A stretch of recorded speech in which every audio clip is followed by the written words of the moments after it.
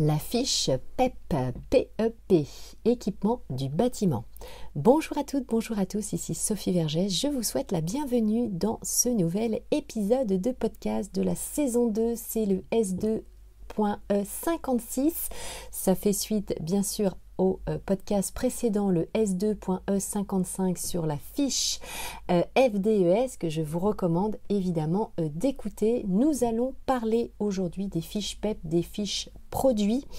Alors pourquoi ? Eh bien tout simplement parce que lorsque vous êtes investisseur, eh bien vous allez de plus en plus, je vais y arriver, avoir besoin de ces fiches pour donner une valeur vénale à votre bien immobilier, tout simplement dans vos travaux de rénovation ou de construction. C'est des fiches qui tracent tous les matériaux que vous utilisez. Donc on va voir cela en détail, puisque ce sont des fiches, en fait, on va dire, d'ordre générique. Et vous allez comprendre évidemment pourquoi. Les PEP Eco Passport concernent les produits d'équipement électrique, électronique et de génie climatique.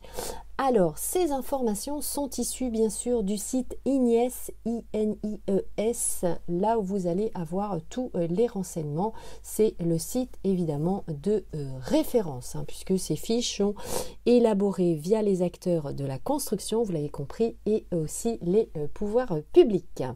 Ces produits sont à destination de différents secteurs comme le bâtiment, l'automobile et l'infrastructure. Donc, dans la base INIES, par contre, sont présents uniquement les produits destinés au bâtiment. Donc, vous l'avez compris, ces fiches existent dans d'autres secteurs d'activité, mais ici, on ne parle bien sûr que du bâtiment, puisque vous êtes sur une émission dédiée pour aider les investisseurs à investir en immobilier, vous le savez, ou passionnés par l'immobilier. Ces fiches PEP sont la carte d'identité environnementale des produits basée sur les résultats de son ACV, donc de son analyse du cycle de vie, dans la perspective du calcul de la performance environnementale du bâtiment. Donc après, on va voir des exemples évidemment. Un équipement électrique, électronique ou de génie climatique est un système technique intégré au bâtiment ou sa parcelle, contribuant au fonctionnement d'un bâtiment pour le chauffage, le refroidissement, la ventilation, la production locale d'énergie, l'éclairage, l'eau chaude sanitaire ou autres systèmes relatifs à l'assainissement, la sûreté, la sécurité contre l'incendie, le transport interne, l'automatisation et la régulation du bâtiment, mais aussi les réseaux d'énergie et de communication.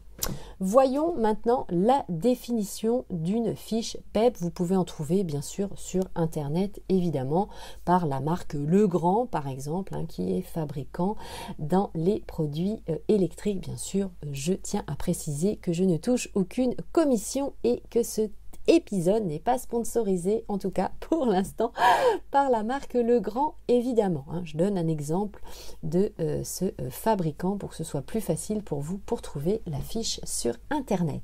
Les fiches PEP comportent et décrivent des informations sur l'impact environnemental d'un produit ou d'une catégorie de produits au cours du cycle de vie de ce ou de ces derniers. Cela contient 28 critères, donc vous voyez c'est très large, c'est très détaillés, qui vont décrire justement l'impact sur l'environnement, les catégories des déchets, leur consommation de ressources naturelles, les flux sortants, le stockage de carbone biogénique.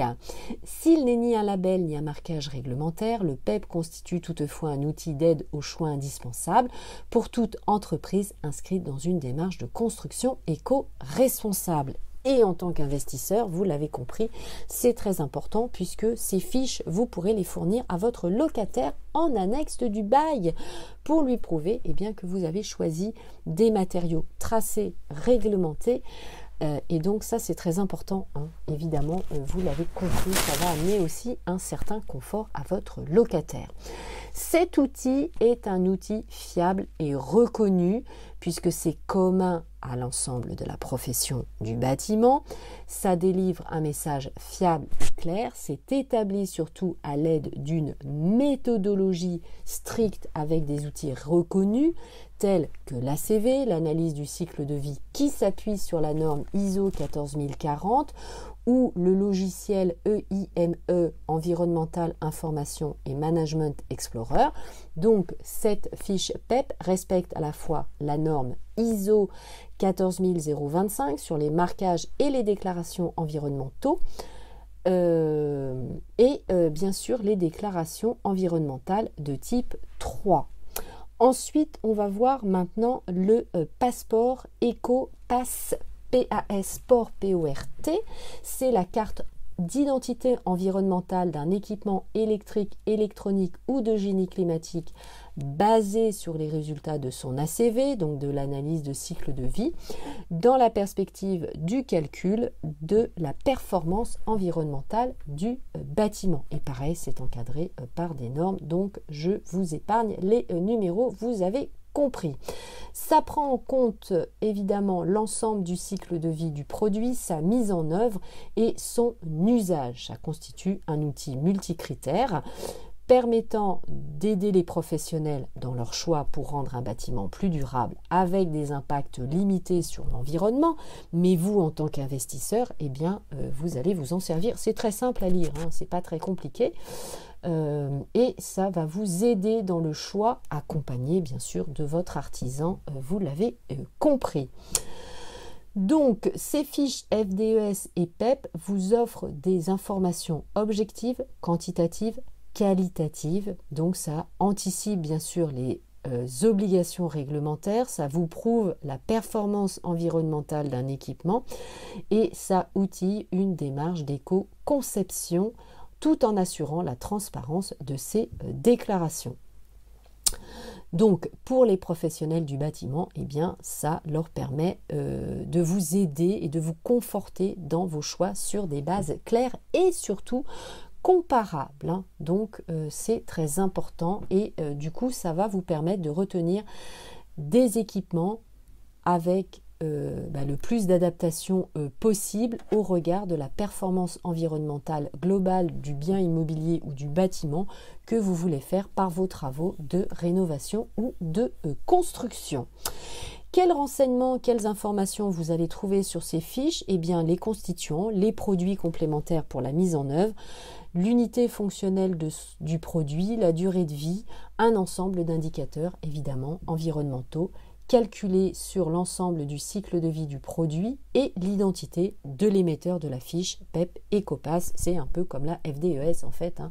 C'est un copier-coller de la FDES mais vis-à-vis d'un produit global.